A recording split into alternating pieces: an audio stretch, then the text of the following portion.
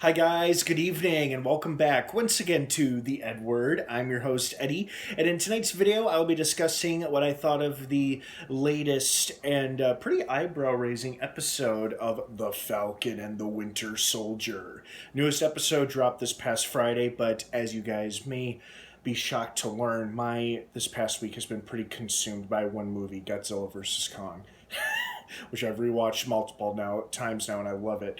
Once in theaters and then other times on HBO Max. I plan to see it in theaters once again. But anyway, point is, I have fallen behind on covering a few other pop culture items, which includes my episode review,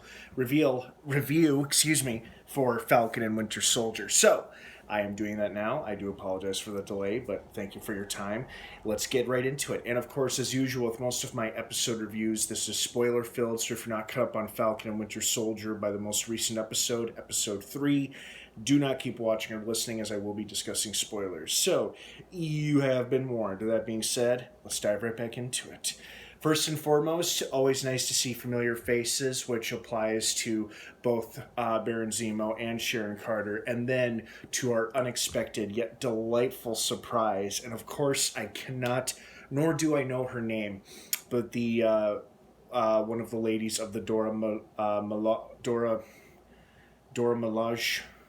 Shit, now I'm going to butcher the name. I was just saying it earlier. From the bodyguard unit to the Wakandan royal family, the Dora Milaje. Of course, now she is hunting Zemo now that Bucky and Sam sprung him from prison, and it was awesome seeing seeing Bucky realize that she was tracking them. So that was great. I really loved that surprise ending there, right at that cool little reveal. Pretty good episode. I don't think this was their best episode. Don't get me wrong; it was entertaining and very exciting, but it just felt like there was a lot happening and.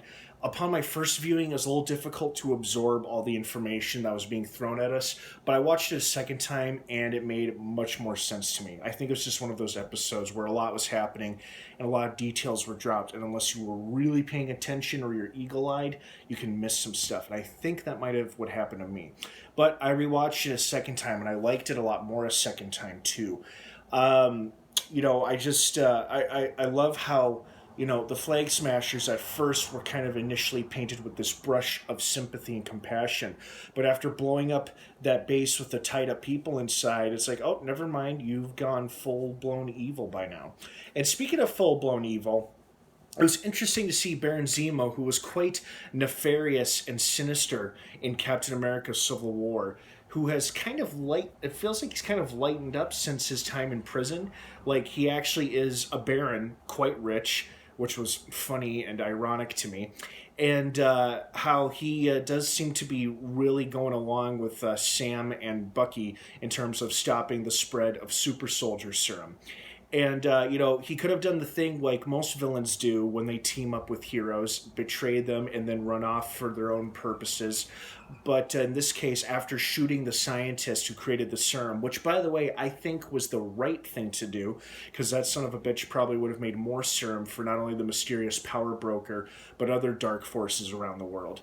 So Zemo was like, put him down, and then he could have taken off, but then he decided, it looks like he came back for his allies, and then brought with him a sweet new ride as well, which led to that hilarious exchange between Sam and Bucky about pushing his seat up.